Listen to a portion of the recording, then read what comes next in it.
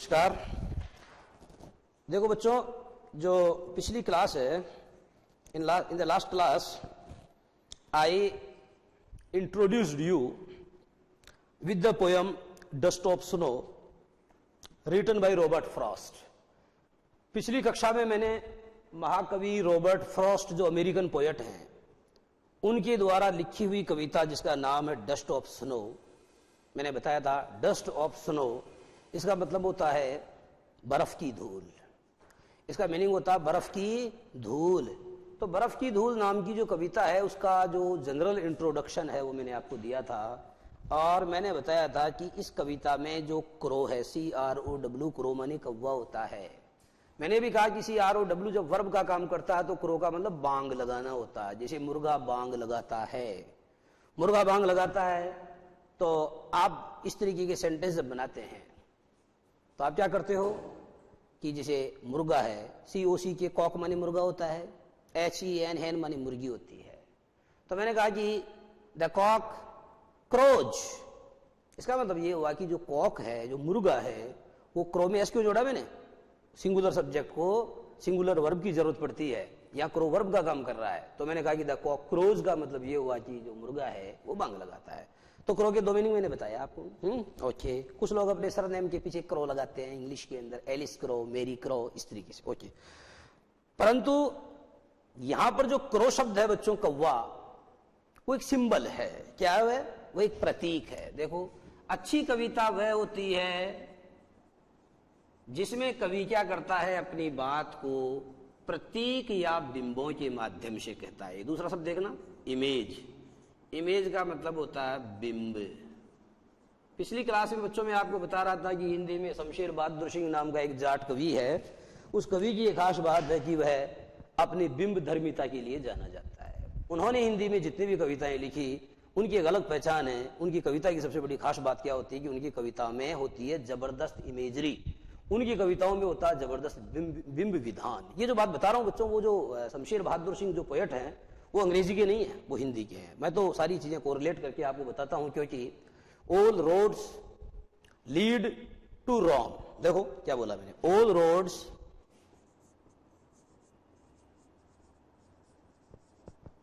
Roads lead to Rome.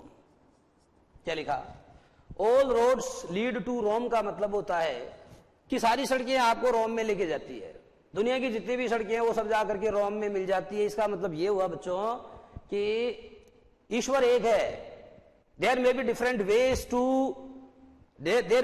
Veg to find God. ईश्वर का अन्वेषण करने के लिए अलग अलग मार्ग हैं। हिंदू धर्म अलग, मुस्लिम धर्म अलग, ईसाई धर्म अलग, परंतु सबका जो मेन मोटो है, सबका जो गंतव्य है, सबका जो अंतिम लक्ष्य या सबकी जो मंजिल है वो क्या है? वो ईश्वर एक है। उसी तरीके से बताया, ऑल रोड्स लीड टू रोम। दुनिया की तमाम सड़कें रोम में जाकर मिल जाती है। रोम एक ऐसी जगह है जिसको धर्म की नगरी कहते हैं, पोप की नगरी कहते हैं। उस पोप की नगरी में जाकर के दुनिया की सारी सड़कें जाकर के वहां मिल जाती है। इसका मतलब ये हुआ कि रास्ते अलग अलग हो सकते हैं, परंतु सबका टारगेट, सबका गोल, सबका मोटो एक होता है। ईश्वर एक है। God is one, God is single. भगवान एक है, भगवान एकमात्र है। और गॉड इज ओमनी प्रेजेंट, भगवान ओमनी प्रेजेंट है। ओमनी प्रेजेंट का मतलब वो हर जगह है। मैंने एक कविता में बताया आपको कि गॉड इज ओमनी प्रेजेंट, यानी ईश्वर जो हर जगह है। ऐसी कोई जगह नहीं बची है जहां पर जो है परमात्मा निवास नहीं करते हैं। ऐसी बात आपको एक कविता के माध्यम से बताई थी मैंने, नहीं लेंचो वाले पाठ के अंदर ये बात आई थी। ओके, तो बच्चों ये जो कविता है, इस कविता की खास बात क्या है, इसका जो सेंट्रल थीम है वो देखना आप, लिखना, every dark cloud has a silver lining. Every dark cloud has a silver lining का मतलब यह हुआ कि हर काले बादल में एक चमकती हुई चांदी की रेखा होती है। हर काले बादल में एक चमकती हुई चांदी की रेखा होती है। इस बात को बच्चों हिंदी में देखो यूं कहते हैं, लिखना, दुख की पिछली, इसका हिंदी अनुवाद बता रहा हूं, दुख की पिछली रजनी बीच। लिखो बच्चों, दुख की पिछली रजनी बीच विकसता सुख का, विकसता सुख का नवल प्रभात। दुख की पिछली रजनी बीच विकसता सुख का नवल प्रभात। एक पर्दा, एक पर्दा यह जीना, एक पर्दा यह जीना नील छुपाए है, छुपाए है जिसमें सुख गात। गात हिंदी का शब्द है बच्चों, और गात का मतलब शरीर होता है। देखो क्या लिखा बोर्ड, दुख की पिछली रजनी बीच विकसता सुख का नवल प्रभात। एक पर्दा यह जीना नील छुपाए है जिसमें सुख गात। इसका मतलब ये हुआ कि जीवन में दुख आता है और दुख के ठीक बाद में सुख आता है, ठीक उसी तरीके से जैसे पहले रजनी आती है और उसके बाद में प्रभात आता है। रजनी मानी बच्चों रात्रि होता है और प्रभात मानी सवेरा होता है। तो दुख रूपी रजनी जब चली जाती है या दुख रूपी रात्रि जब चली जाती है तो उसके पश्चात सुख रूपी नवीन सूर्य का उदय होता है, या सुख रूपी जो नया सवेरा है उसका आगमन होता है। आगे बताया गया कि एक पर्दा ये झीना नील, कि ये कुछ नहीं है, एक नीला पर्दा है। और झीना, झीना का मतलब होता है बहुत ही बारीक है, ये जिसके आर पार देखा जा सकता है। तो एक बहुत ही झीना, एक बहुत ही पतला, एक बड़ा ही महीन जो है पर्दा है, और छुपाए है जिसमें सुख गात, और जो सुख है वो उसमें अपना शरीर छुपाए हुए है। ठीक है, सुख उसमें अपना शरीर छिपाए हुए है। ये बच्चों हिंदी में कामायनी नाम की पुस्तक में से ली हुई पंक्तियां हैं जो श्री जयशंकर प्रसाद ने लिखी है, जो श्री जयशंकर प्रसाद ने लिखी है। हमारी ये जो कविता है जो हम पढ़ रहे हैं, इस कविता का मेन मोटो भी यही है कि every dark cloud is a silver lining, यानी हर जो काला बादल है उसके बीच में एक चमकती हुई चांदी की रेखा होती है, या प्रत्येक जो रात्रि होती है उस रात्रि के पश्चात जैसे प्रभात का उदय होता है, उसी प्रकार से बच्चों दुख के बाद में निश्चित रूप से जीवन में सुख का उदय होता है। तो यही बताया गया है कि छोटी छोटी घटनाएं जो है वो आदमी के जीवन में लाती है आमूल चूल परिवर्तन। छोटी छोटी घटनाएं, small incidents bring about a great change in one's life. एक आदमी के जीवन में बहुत बड़ी बड़ी जो क्रांतिकारी जो बहुत बड़े बड़े क्रांतिकारी परिवर्तन हैं उनको लेकर के कौन आता है, छोटी छोटी घटनाएं। ये बच्चों आपको जो हिंदी में जो मैंने लिख दिया इसका थोड़ा पार्ट दिखाई नहीं दे रहा होगा, थोड़ी देर में जब कैमरा घूमेगा तो आपको चीजें दिखेगी। ठीक है, ओके। तो ये समझना आप कि दुख की पिछली रजनी बीच विकसता सुख का नवल प्रभात। एक पर्दा ये झीना नील छुपाए है जिसमें सुख गात। इस कविता के माध्यम से आपको ये बताया गया है कि छोटी छोटी घटनाएं आपके जीवन में बड़ा खतरनाक परिवर्तन लाती है। आपने बच्चों वाल्मीकि के बारे में पढ़ा है, कहते हैं कि वाल्मीकि वो जो robber, Valmiki used to be a Rober.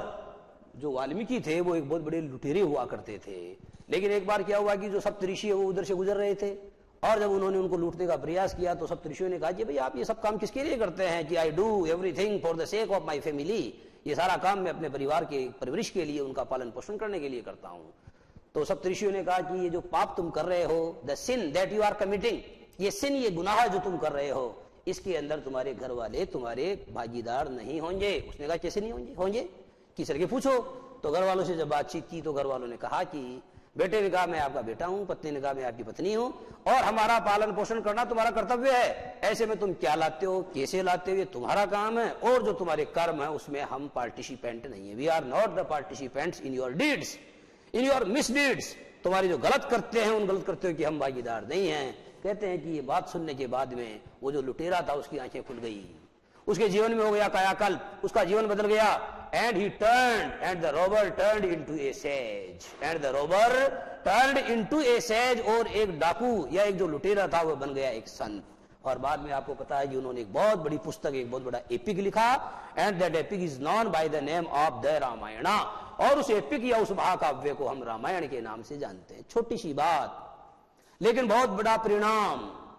यही this is the main theme of this poem. ये कविता जो मैं आपको बता रहा हूं बच्चों, इसका मुख्य भाव यह है, छोटी सी बात but it brings about a great change in one's life, परंतु वह मनुष्य के जीवन में लाता है एक बहुत बड़ा परिवर्तन, एक खतरनाक क्रांतिकारी परिवर्तन।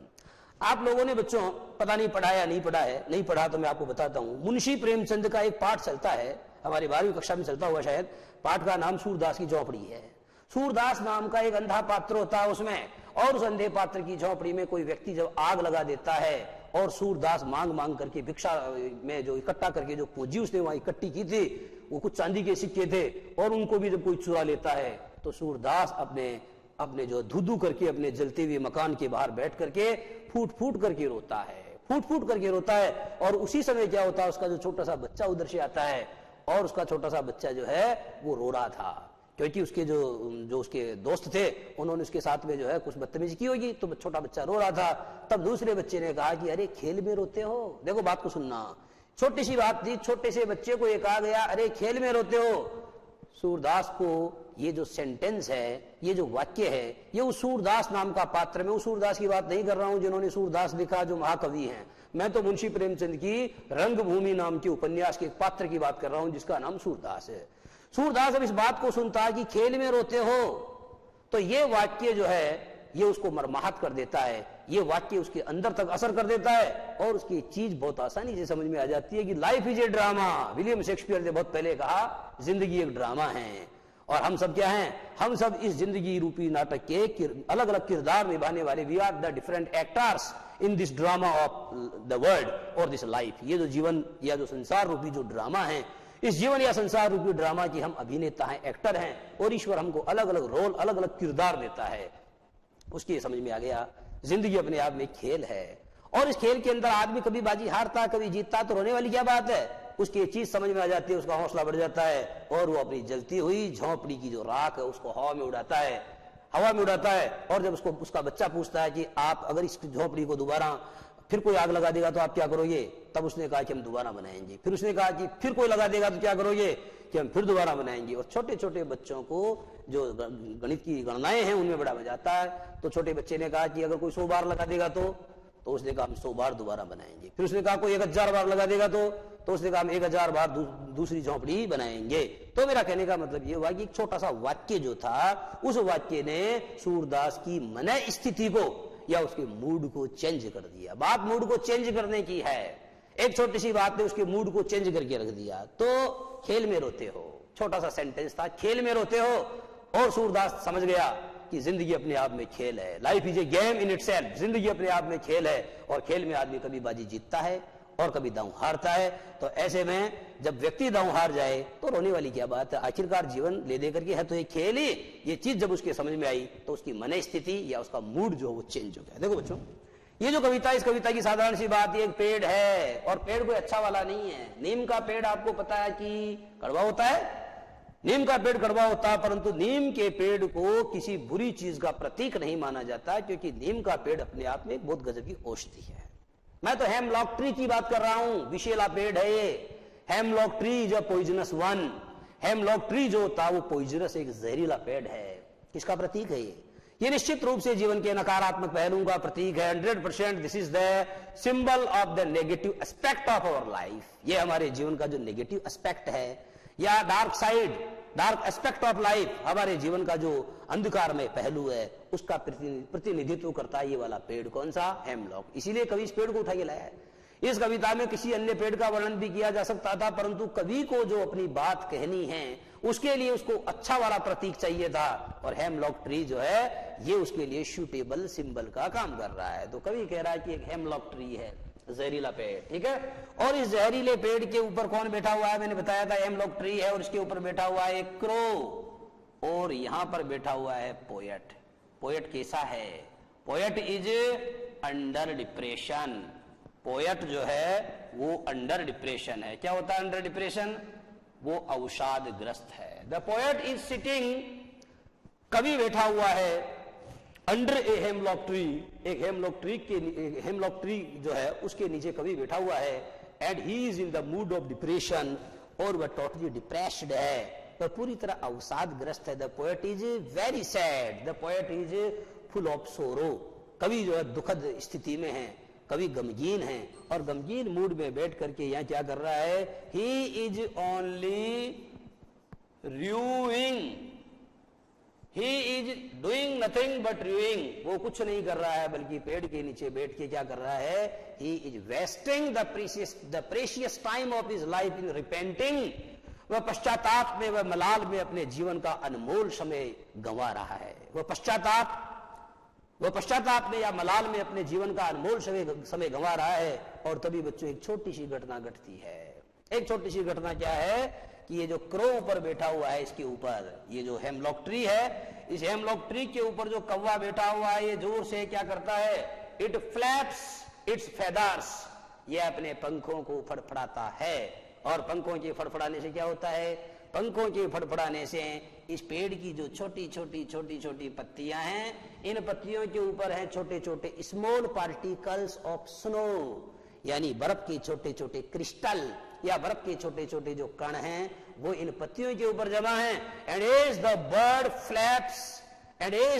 Flaps his or its feathers, जैसे ही क्या करता है पक्षी अपने पंखों को फड़फड़ाता है, तो these small particles of snow, ये जो बर्फ के छोटे छोटे पार्टिकल्स हैं, ये आते हैं और आकर के डायरेक्टली क्या होता है, आते हैं और आकर के डायरेक्टली ये कवि के ऊपर, कवि के सर पर गिरते हैं। कवि बहुत उदास है, कवि बहुत गमगीन है, और अचानक कवि की मनस्थिति में परिवर्तन आता है। And automatically a great change happens in the mood off the poet, और अचानक कवि की जो मन स्थिति है, उसकी मनोदशा है, उसके अंदर एक बहुत खतरनाक, बहुत बड़ा परिवर्तन आता है। और जैसे वह नींद में से जाग उठता है, and he becomes active while he was passive, थोड़ी देर पहले वो पैसिव था, वो निष्क्रिय था, और अब बन गया वो एक्टिव बन गया। और इस छोटी सी घटना ने क्या कर दिया बच्चों, इस छोटी सी घटना ने, इस स्मॉल इंसिडेंट ने उसको परिवर्तित करके रख दिया, उसके मूड को परिवर्तित करके रख दिया। ही बिकेम एक्टिव, वो फुर्तीला हो गया, वो चुस्त हो गया। And before some time he was very lazy, he was passive, थोड़ी देर पहले वो बहुत ही सुस्त था, बहुत ही निष्क्रिय था, अब वो एक्टिव हो गया है।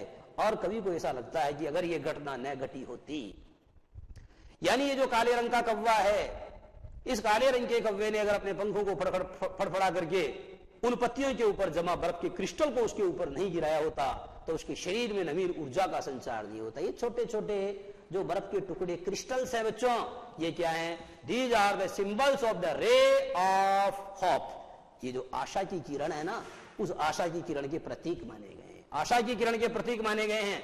तो आप ये मान के चलो कि जो क्रो है उसका काला रंग है, ये किसका प्रतीक है, ये बच्चों जीवन के नकारात्मक पहलू का प्रतीक है। उसी तरीके से आपने देखा हेमलॉक ट्री क्या है, हेमलॉक ट्री जो है वो एक जहरीला या पॉइजनस ट्री है, ये भी जीवन के नकारात्मक पहलू का प्रतीक है। और इसी दरमियान क्या करता है कि पक्षी अपने पंखों को फड़फड़ाता है और बर्फ के छोटे छोटे क्रिस्टल गिरते हैं, गिर करके जो है जैसे ही वो कवि के ऊपर गिरते हैं, तो कवि की मुद्रा, कवि का मूड जो है उसमें आमूलचूल परिवर्तन होता है। ये जो बर्फ के छोटे छोटे क्रिस्टल हैं बच्चों, ये आशा की किरण के प्रतीक माने गए हैं। These are the symbols of the rays of hope. Hope माने आशा, ये उम्मीद की जो किरण है, ये जो आशा की किरण है उसका प्रतीक माने गए हैं। तो इस तरीके से बच्चों कविता जो है उसकी मूल बात हमने की है, बाकी बात हम 2 मिनट का ब्रेक लेने के बाद करेंगे।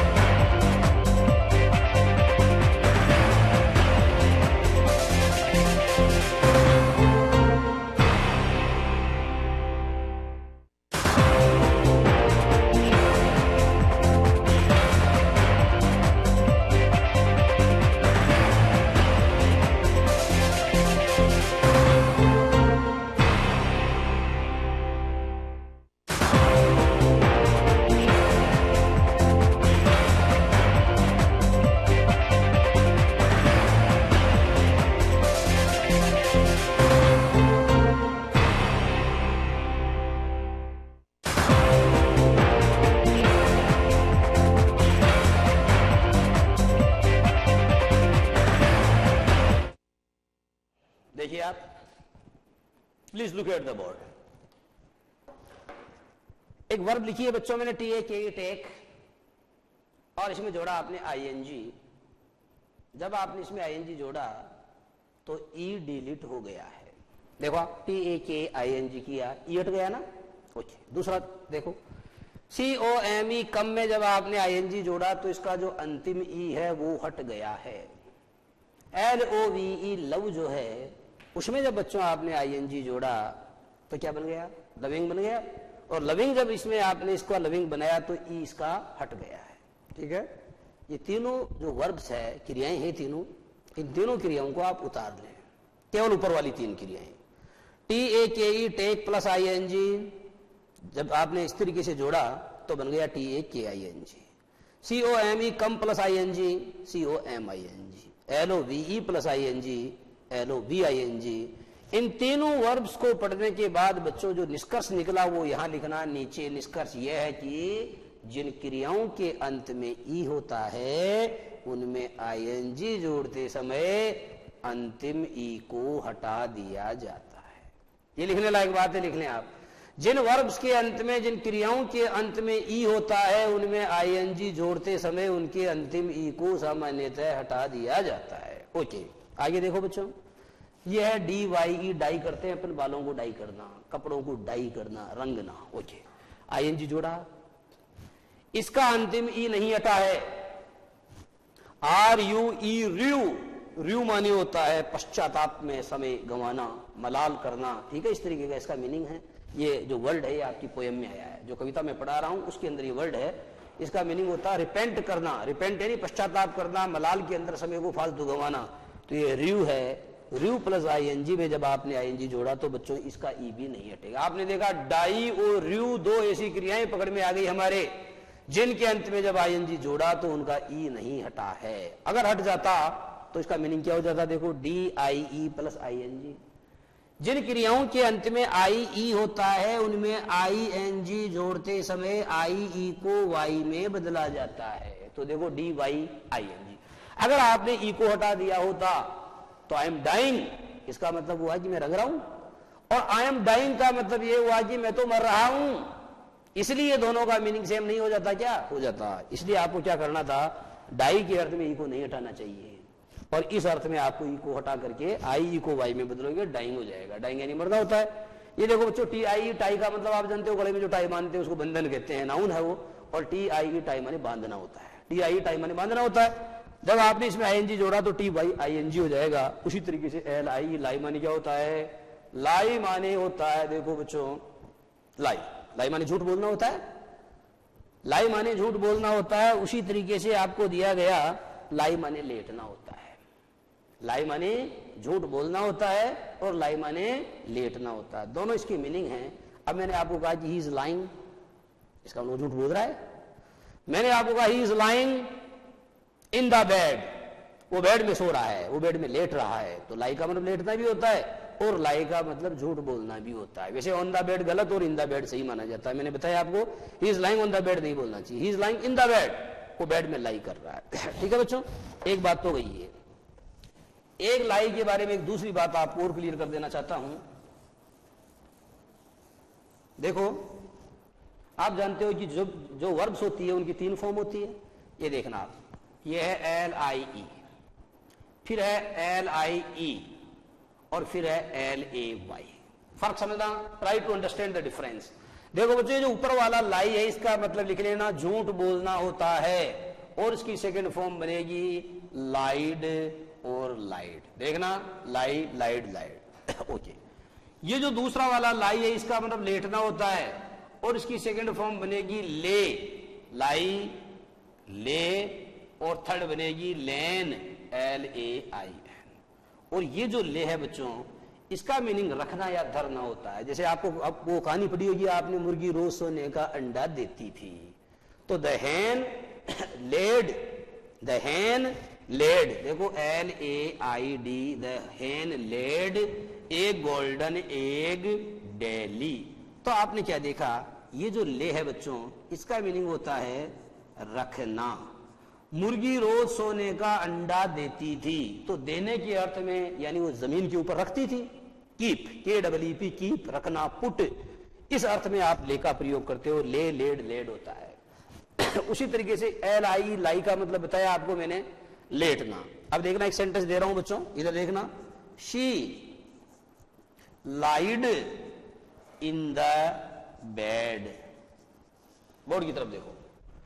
She lied in the bed, क्या बोला मैंने? She lied in the bed. इसका मतलब यह हुआ कि वह बिस्तर में झूठ बोली, जबकि आपका भावार्थ तो यह था कि वह बिस्तर में सोई, लेटी। तो लेटने के सेंस में बच्चों ये जो वर्ब है ये गलत है, यहां आएगा LAY, क्योंकि ये ले जो है ये सेकंड फॉर्म है। इधर देखो, और अब सेंटेंस आपका शुद्ध बन गया, शी ले इन द बेड। शी ले इन द बेड का मतलब ये हुआ कि वह बिस्तर में लेटी। और बच्चों यहां ले में मैंने एस इसलिए नहीं जोड़ा क्योंकि this is the second form, ये सेकंड फॉर्म है। LAY ले फर्स्ट फॉर्म भी होती है, लेकिन तब उसका मीनिंग रखना होता है। LAY ले सेकंड फॉर्म भी होती है, तब उसका मीनिंग लेटा, लेटी, ऐसा इसका मीनिंग होता है।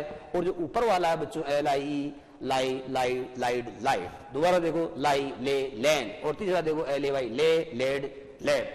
ये डिफरेंस जो आपके अभी समझ में आ जाना बहुत जरूरी था, इसलिए मैंने आपको क्लियर किया है। ठीक है, ये जो लव वर्ब है बच्चों, इसकी भी एक खास बात है, ये है लविंग। आपने लव में ING जोड़ तो दिया है, पर आपको यह चीज अच्छे से समझ में आ जानी चाहिए कि लव का प्रयोग जब वर्ब की तरह किया जाता है, क्रिया की तरह किया जाता है, तब बच्चों लव शब्द में ING कभी भी नहीं जोड़ा जाता। जैसे मैंने आपको कहा कि मैं अपने देश से प्रेम कर रहा हूं, बात को समझना, मैं अपने देश से प्रेम कर रहा हूं, हिंदी में बोल दिया मैंने, कोई प्रॉब्लम नहीं है, पर अंग्रेजी में ऐसा नहीं बनेगा I am loving my country, ऐसा कभी नहीं होगा। इसका शुद्ध वाक्य बनेगा आई लव माई कंट्री। क्या बनेगा? I love my country. मैं समझाना चाहता हूं कि लव एक ऐसी वर्ब है जिसका प्रयोग प्रेजेंट कंटिन्यूअस टेंस में हो ही नहीं सकता। अगर हो रहा है तो गलत हो रहा है, उसको काट करके प्रेजेंट इंडेफिनिट टेंस बनाना चाहिए। फिर आपके दिमाग में आएगा सर फिर आपने लविंग बनाया क्यों? ये इसलिए बनाया बच्चों, आप पत्र के नीचे कई बार लिखते हो, पिताजी को पत्र लिखते हो और नीचे लिखते हो योर लविंग सन। क्या है योर लविंग सन का मतलब? आपका प्यारा बेटा, आपका प्रिय बेटा। आपने क्या देखा कि ये जो सन शब्द है बच्चों, ये तो नाउन है, नाउन मानी संज्ञा है, और नाउन के ठीक पहले आकर के लविंग क्या कर रहा है? इसकी विशेषता बता रहा है। क्या कर रहा है? इसकी विशेषता बता रहा है। और ये विशेषता बता रहा है तो लविंग यहां पर बच्चों वर्ब का काम नहीं कर रहा, एडजेक्टिव का काम कर रहा है। समझ में आ रही है? ये एडजेक्टिव का काम कर रहा है, नाउन का नहीं कर रहा। अगर नाउन का करता तो ये जिरंड कहलाता, अगर ये वर्ब का करता तो कोई प्रॉब्लम नहीं थी। ये एडजेक्टिव का काम कर रहा है, इसलिए बच्चों ये क्या है यहां पर? ये है प्रेजेंट पार्टिसिपल, क्योंकि प्रेजेंट पार्टिसिपल जो होता है वो एडजेक्टिव का काम करता है। प्रेजेंट पार्टिसिपल एडजेक्टिव का काम करता है। जैसे मैंने कहा कि this is an interesting book, या बुक के पहले क्या आ गया? इंटरेस्ट में ING जोड़ा आपने, ING आपने जोड़ा, न तो ये नाउन का काम कर रहा। अगर ये नाउन का काम करता तो जिरंड होता, नहीं ये वर्ब का काम कर रहा, वर्ब तो यहाँ इज है, इज, दिस इज। फिर ये इंटरेस्टिंग क्या है? ये इंटरेस्ट बच्चों जो वर्ब की फर्स्ट फॉर्म है उसमें ING जोड़ा गया है और ये एडजेक्टिव का काम कर रहा है। इसलिए अगर पूछा जाए कि ये क्या है तो बताना चाहिए कि यह present participle form of the verb है, जो इस सेंटेंस में एडजेक्टिव का फंक्शन कर रही है या विशेषण का कार्य कर रही है। ओके बच्चों, अब देखना अपनी जो पोयम है वो स्टार्ट करता हूं। द वे, जिस तरह से, वे माने होता रास्ता, वे माने होता तरीका। The way you treat others, जिस तरीके से आप दूसरों के साथ में बर्ताव करते हैं। द वे माने हो गया जिस तरीके से। अब बच्चों कोमा लगाओ, आपकी किताब में कोमा नहीं है क्योंकि ये किताब क्या न्यूली प्रिंटेड है, देयर में भी some mistakes in printing too. तो आपको ये देखना चाहिए कि द वे के ठीक बाद आपको लगाना पड़ेगा कोमा। लगा लिया होगा? द वे माने जिस तरीके से। एक क्रो, एक कव्वे ने, एक कव्वे ने, ये ने बच्चों आपकी हिंदी में होता है और अंग्रेजी में नहीं होता है। ये तो क्या होता है जब आप किसी सेंटेंस का अनुवाद करते हो तो ने आपको हमेशा बाहर से लाना पड़ता है। जैसे मैंने आपको कई बार कहा कि राम ने रावण को मारा, अंग्रेजी बनाया आपने राम किल्ड रावण। अगर आप इसका अनुवाद करते हो कि राम रावण मारा तो गलत हो जाएगा, ने बाहर से लाना पड़ेगा, को बाहर से लाना पड़ेगा, कर्ता ने कर्म को करण से। तो कर्ता की विभक्ति ने होती है जिसको हिंदी में प्रसर्ग कहते हैं, और कर्म की विभक्ति को होती है उसको भी प्रसर्ग कहते हैं। ये अंग्रेजी में नहीं होते हैं और इनको बाहर से अनुवाद करते समय लाना पड़ता है। तो देखो द वे माने जिस तरीके से, वे माने होता तरीका, और द माने पर्टिकुलर जिस। तो जिस तरीके, अब से तो बाहर से लाए ना, इसमें थोड़ी लिखा हुआ है, से के लिए अंग्रेजी नहीं है, आपको अपना कॉमन सेंस जो है अप्लाई करते हुए से बाहर से लाना पड़ेगा, अनुवाद बनेगा जिस तरीके से है। एक करो माने किसी, ए माने कोई निश्चित नहीं है वो, ए का मतलब क्या होता है, एनी। तो जिस तरीके से किसी कव्वे ने, ए का मतलब एक या किसी, जिस तरीके से किसी कव्वे ने शुक डाउन, शेक माने हिलाना होता है, डाउन माने नीचे होता है, तो शेक का मतलब, शुक डाउन का मतलब हिलाकर नीचे गिरा दी। जिस तरीके से किसी कव्वे ने हिलाकर नीचे गिरा दी, ऑन मी यानी मुझ पर। जिस तरीके से किसी कव्वे ने मुझ पर हिलाकर नीचे गिरा दी, ऑन मी। देखो बच्चों, ऑन को अंडरलाइन करो और उसके आगे जो मी आ रहा उसको भी अंडरलाइन करो, और उस नियम को याद करो कि अगर किसी प्रीपोजिशन के बाद अगर आई आएगा तो मी बन जाएगा, अगर किसी प्रीपोजिशन के बाद वी आएगा तो अस बन जाएगा, अगर किसी प्रीपोजिशन के बाद यू आएगा तो यू ही बन जाएगा, और अगर किसी प्रीपोजिशन के बाद शी आएगा तो हर बन जाएगा। समझ गए मैं क्या समझाना चाहता हूं? मैं समझाना चाहता हूं कि ए preposition shell always be followed by the objective form of A personal pronoun. मैं समझाना चाहता हूं कि किसी प्रीपोजिशन के बाद अगर कोई पर्सनल प्रोनाउन आएगा तो वह हमेशा अपनी ऑब्जेक्टिव फॉर्म में आएगा। यह बात मैंने कई बार समझाई है, आपको दोबारा इस चीज को याद करवाया जा रहा है।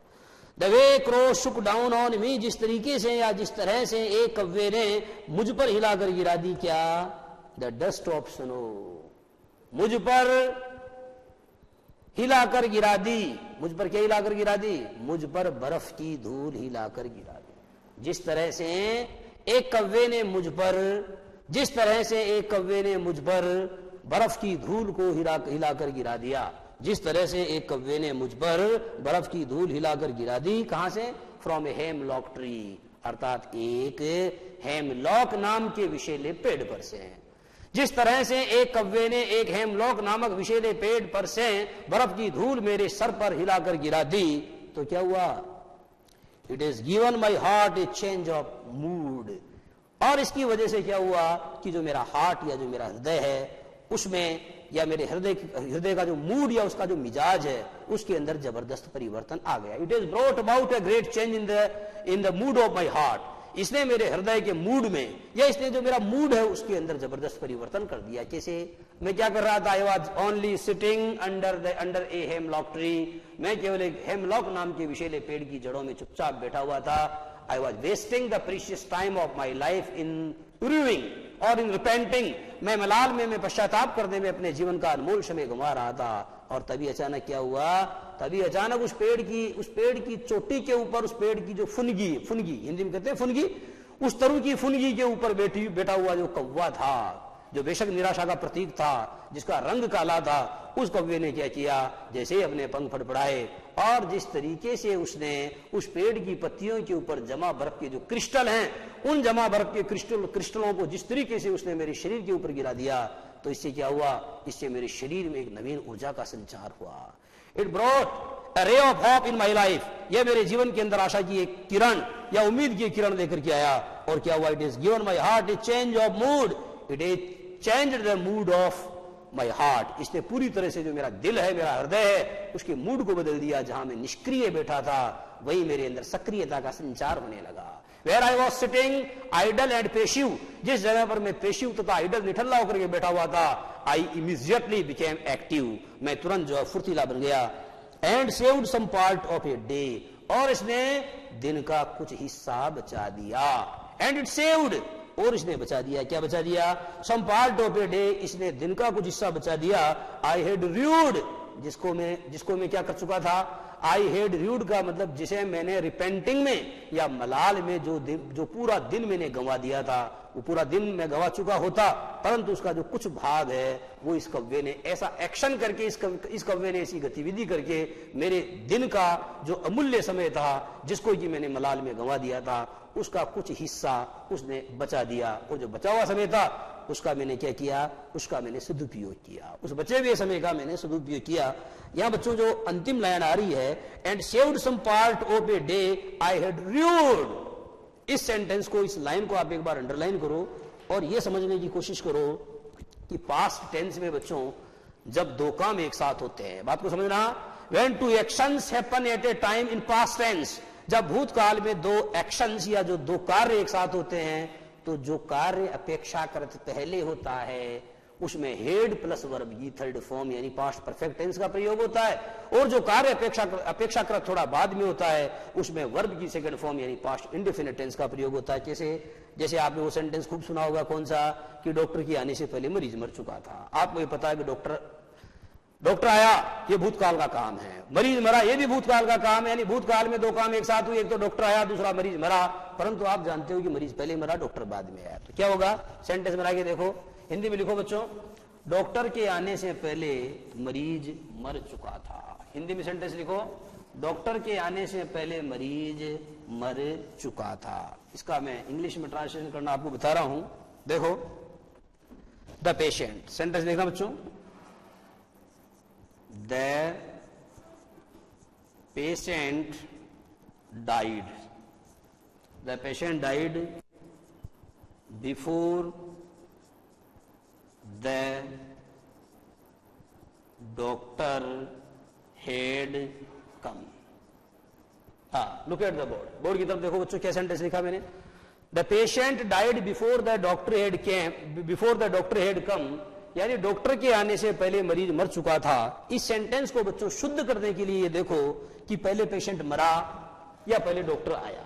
आपको पता है कि पहले जो काम हुआ वो है कि पेशेंट पहले मरा, तो आपको यहां क्या करना चाहिए, the patient head died before the doctor, ये जो हेड है ये हटेगा और यहां बच्चों सेकंड फॉर्म का प्रयोग होगा। शुद्ध वाक्य क्या बनेगा, The patient had died before the doctor came. शुद्ध वाक्य ये देखो, the patient had died before the doctor came. कम को काट के मैंने came का प्रयोग किया, सेकंड फॉर्म का प्रयोग किया, यानी जो काम बाद में हुआ है उसमें पास्ट इंडेफिनिट यानी वर्ब की सेकंड फॉर्म का प्रयोग होगा, और जो काम अपेक्षाकृत पहले हुआ है उसमें हेड प्लस वर्ब की थर्ड फॉर्म यानी पास्ट परफेक्ट टेंस का प्रयोग होगा। उसी तरीके से जब हम कहते हैं कि the match had started before we reached the stadium, हमारे स्टेडियम पहुंचने से पहले मैच शुरू हो चुका था। उसी तरीके से हम कहते हैं my mother had made tea before my father woke up, यानी मेरे पिताजी सोकर उठे उससे पहले मेरी मम्मी चाय बना चुकी थी। तो भूतकाल में जब दो काम एक साथ होते हैं तो जो पहला काम होगा उसमें हेड प्लस वर्ब की थर्ड फॉर्म, इधर देखना, and saved some part of a day I had read, time मैंने पहले र्यू किया, टाइम पहले मैंने वेस्ट किया, और उसके बाद में कब मैंने उस समय को बचाया, तो जो काम बाद में हुआ वहां सेकंड फॉर्म, और जो काम पहले हो गया था उसमें हेड प्लस वर्ब की थर्ड फॉर्म। तो इस तरीके से बच्चों इस कविता के बारे में मोटी मोटी जो बात हमें करनी थी वो एक बार हमसे हो गई है, बाकी बात अगली क्लास में होगी। नमस्कार।